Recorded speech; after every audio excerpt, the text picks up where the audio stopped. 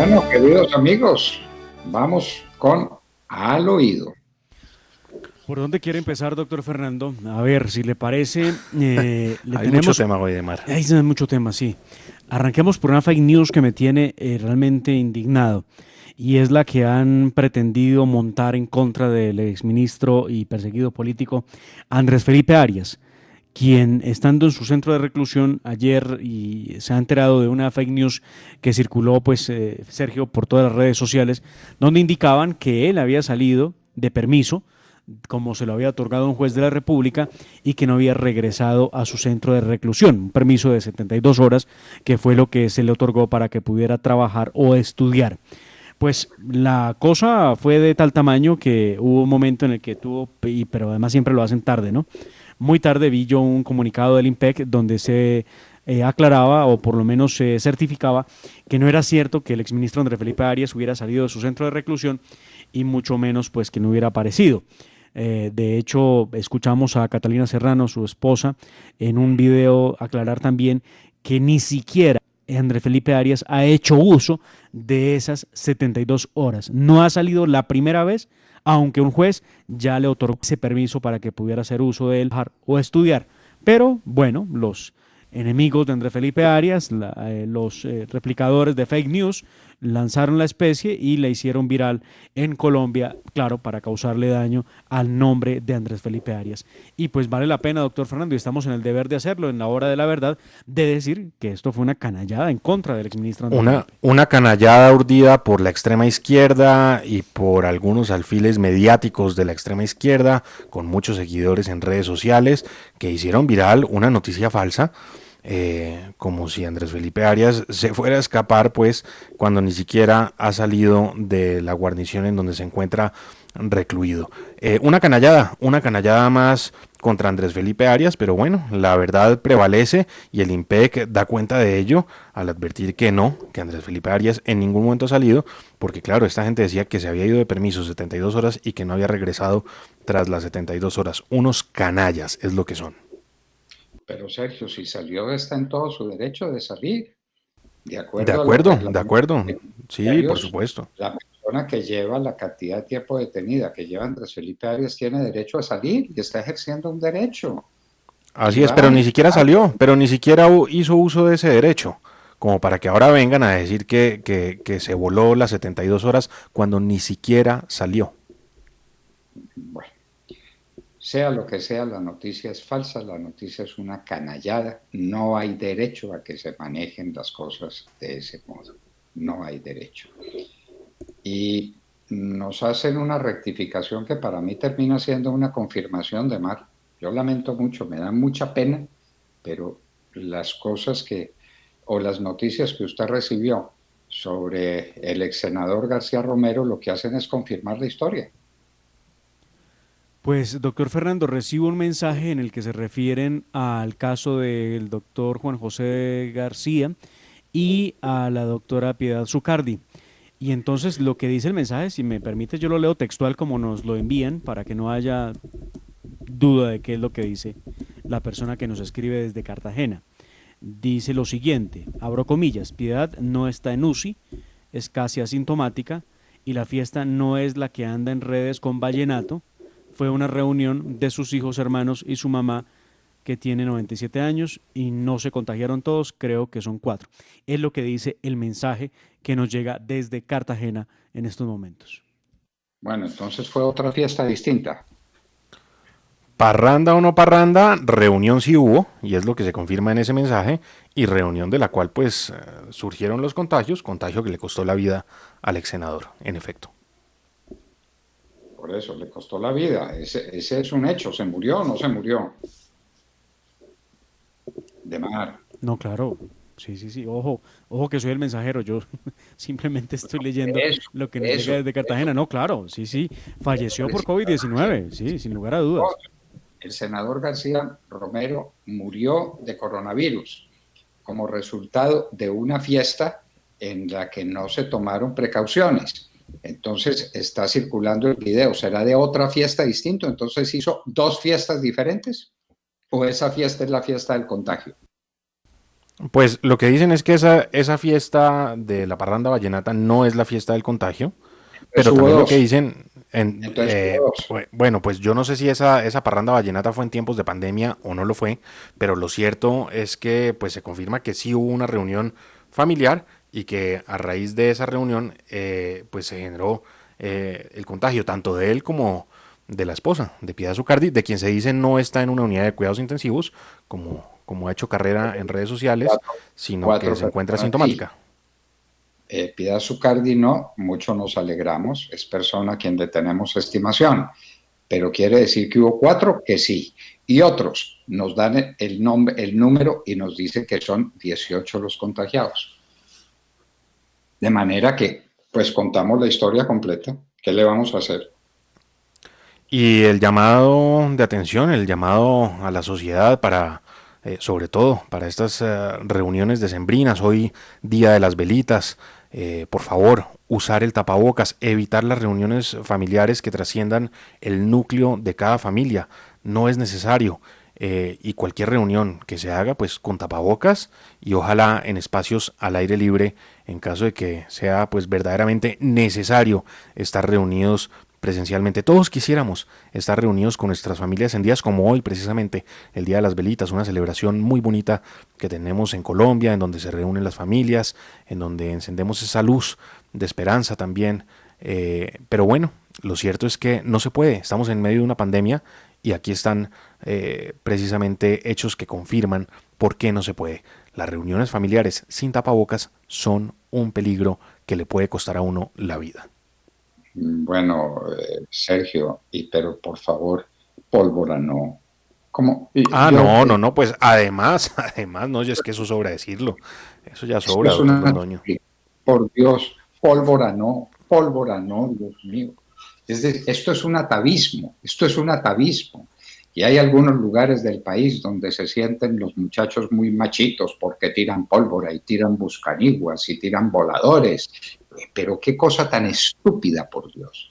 De un juego de esos, ¿cuánta gente ha terminado lisiada para siempre?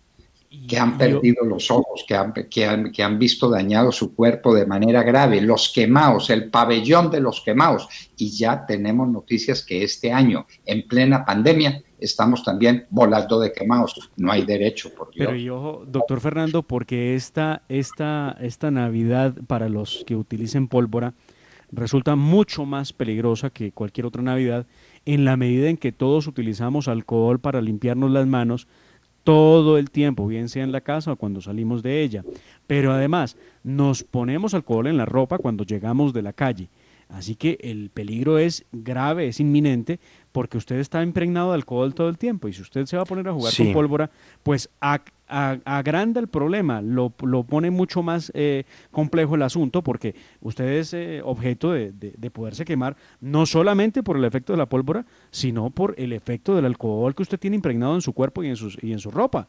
Así que, advertencia que están haciendo las ojo autoridades con eso. también. Ojo con el gel, ojo con el alcohol, porque eso puede agravar, por supuesto, las quemaduras al manipular pólvora o, bueno, el tema de las velitas con mucho cuidado también.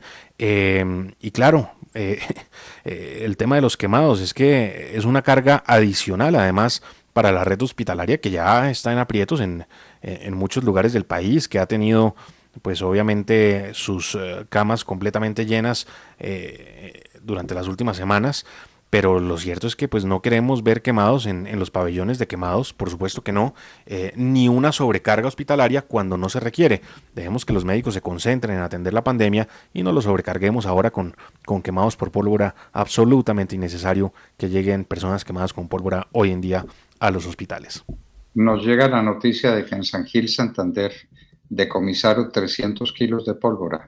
Pero por Dios, pero por Dios. Pero ¿por qué? ¿Por qué? ¿Por qué no se prohíbe tajantemente, totalmente? Ah, que es que hay mucha gente que vive de eso, pues que viva de otra cosa. Pero uno no puede vivir de quemar a los demás. Eso no puede ser. Bueno, en fin, nuestro clamor, Día de las Velitas, un día hermoso alrededor de la Virgen, enciendan las velitas, recen el rosario, todas las velitas encendidas en todas partes, las velitas no hacen daño, no le van a, si acaso un quemoncito que no vale la pena, de ninguna manera, pero no hacen daño las velitas. Récenle a la Virgen con toda devoción y que ese sea el día de las velitas, no el día de la pólvora para dejar gente ciega, para dejar gente lisiada para toda la vida. Eso definitivamente no. Bueno, ¿cómo es la historia de la gente que llegó a Medellín procedente de Cuba y que trajo pinturita? ¿Cómo es el cuento? Mucha incertidumbre frente a un vuelo rarísimo que arribó este fin de semana a Medellín. Un vuelo programado entre Cayo Coco en Cuba y Moscú en Rusia y que se desvió hacia la ciudad de Medellín, siempre bastante al sur para ser la ruta que era, ¿no? Se pregunta uno a cuenta de que un avión ruso, porque es de Azur Air, que voló precisamente de Moscú a Cuba y luego pues en ese vuelo de Cuba a Moscú terminó en Medellín, a cuenta de que hay quienes especulan que traía a bordo de ese vuelo médicos cubanos. Eso no está confirmado, es un vuelo regular, no es un vuelo charter, es una ruta que existe de esa aerolínea entre Cayo Coco y Moscú. Llama la atención que se haya desviado y que se haya desviado tan al sur hacia Medellín. Se pregunta uno si se trató de una falla técnica que debió ser atendida en Medellín. Es posible porque Medellín en Río Negro tiene una línea de mantenimiento lo suficientemente fuerte, pero también podría haber sido Panamá. Pero bueno, lo cierto es que el desvío es bastante grande y no deja de llamar la atención que ese vuelo de una aerolínea rusa y procedente de Cuba haya terminado en Medellín, precisamente la ciudad en donde el alcalde ha pedido que médicos cubanos lleguen a apoyar la operación contra el COVID-19. Pero bueno, pura especulación hasta el momento porque no hay confirmación de que hayan llegado médicos cubanos a bordo de ese vuelo. Bueno, ¿se acuerdan ustedes de una mujer de las FARC que fue capturada con un fuerte armamento? Pues Sí, claro, parece Sí, que se señor. dice que es la esposa de Rodrigo Granda, eso es lo que dicen. bueno, entonces ahí lo tienen. ¿Y Rodrigo Granda dónde está? No, haga una pregunta más fácil, doctor Londoño. Sí. Como más fácil, ¿no? Las preguntas fáciles para que las hago, para que me las conteste. Sí. ¿No? No, ¿Dónde está no, no, Rodrigo no, no, Granda no. y dónde está la esposa traficando armas? Pero seguramente no pasa nada. Aquí no pasa nada. Aquí la decisión que se toma en casos como este y en otros parecidos es muy fácil de anticipar. Recompensa. Recompensa de tantos millones de pesos al que dé cuenta y razón de los que cometieron tal masacre. La última en Santander de Quilichao. ¿Al fin verificamos la de Nechí o no? La de Nechí Buscamos, pero no ocurrió la hace encontramos. más de un mes. Hace más de un mes hay una masacre confirmada en el municipio de No. Nechí, esto en Antioquia, pero de los últimos días no hay O de masacre las confirmada, últimas doctor horas, sí, Londoño. no O hay de las masacre últimas horas no la confirmada. hay. Bueno, entonces la que tengo es un fake news, pero la de Santander de Quilichao sí está confirmada y es una masacre de 4 personas y ahí van las masacres produciéndose una detrás de otra en este pobre país.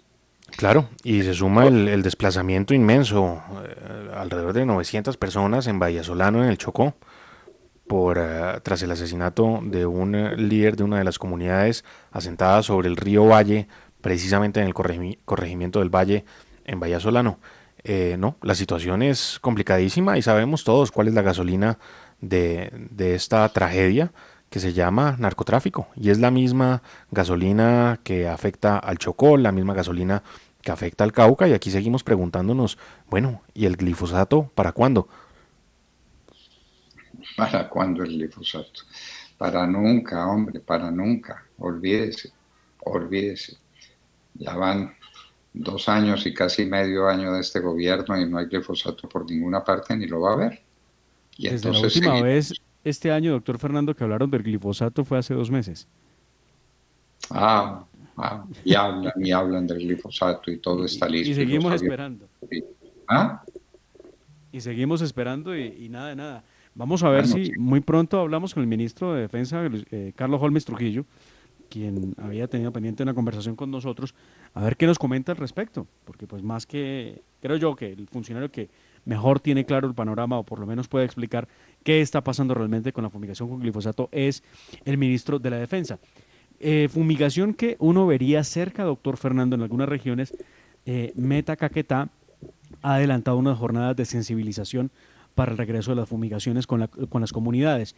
Uno creería que esos son los pasos que se están dando para llegar a la fumigación, pero pues no se pueden quedar en pasos de sensibilización indefinidamente, ¿no? Ya es hora de entrar a la realidad antes de que nos coma la coca.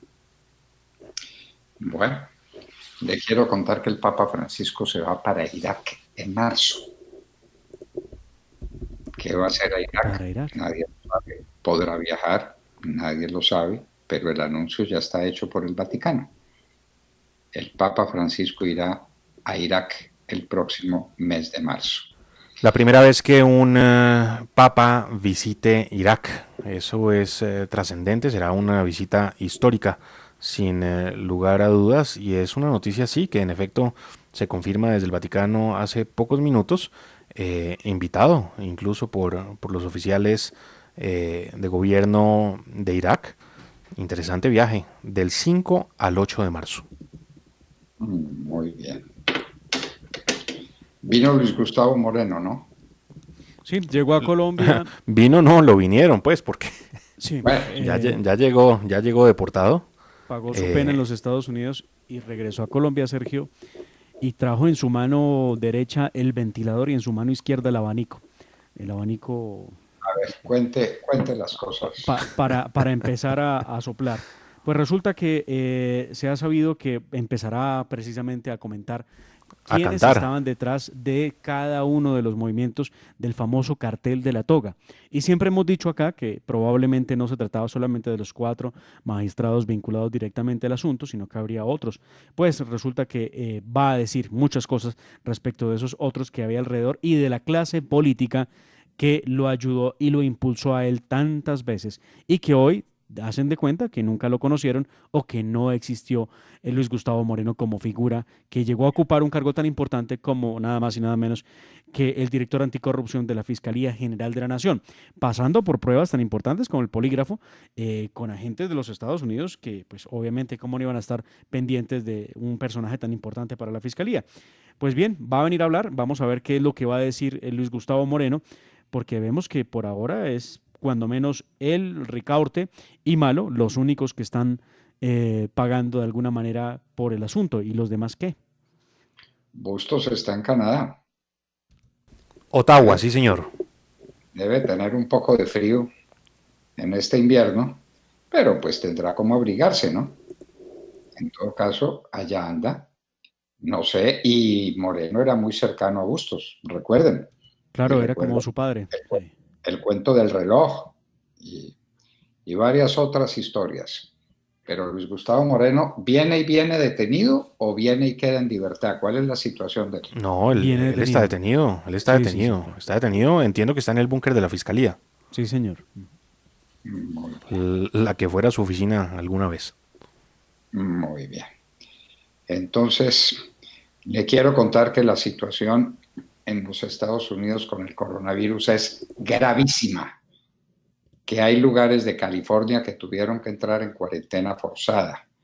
Le voy a decir, San Diego, la Bahía de San Francisco y Los Ángeles. Nada menos, Los Ángeles y San Francisco. Y, la bahía, y San Francisco no la ciudad, toda la Bahía de San Francisco. Alrededor de la Bahía de San Francisco hay varias ciudades. Todas están en cuarentena y San Diego, al sur de California, también está en cuarentena. No dan más los hospitales de Estados Unidos con los enfermos del coronavirus. No dan más. Vamos viendo entonces los resultados de lo que fue el Thanksgiving, quizá, ¿no? La están Ya esperando. se empiezan a ver algunos resultados y esto puede ser obviamente más grave a medida que avance el tiempo. También en los Estados Unidos, Rudolph Giuliani se encuentra hospitalizado, es el abogado de Donald Trump y se encuentra hospitalizado por haber dado positivo y encontrarse pues mal de salud por cuenta del COVID-19. Así que bueno, en la Casa Blanca que nunca han creído en el COVID-19, ya tuvieron al presidente contagiado y ahora al más cercano asesor del presidente, a su abogado personal, su mano derecha, el exalcalde de Nueva York, Rudolph Giuliani, quien se encuentra de nuevo hospitalizado, mal, muy mal de salud. Es lo que tenemos en los Estados Unidos. Y si les parece, ponemos la mirada en Colombia de nuevo, porque a propósito del coronavirus, pues sigue el debate frente al tema de las pruebas PCR. Estas pruebas que el gobierno nacional dijo que ya no eran necesarias con resultado negativo para viajar a Colombia, pero que un juez de la República decidió que el gobierno tenía que exigirlas a quienes llegaran al país. Eso a través de una sentencia tras fallar una acción de tutela. El ministro, recordemos, el ministro de Salud, Fernando Ruiz, ha dicho que no cumplirá y no acatará ese fallo.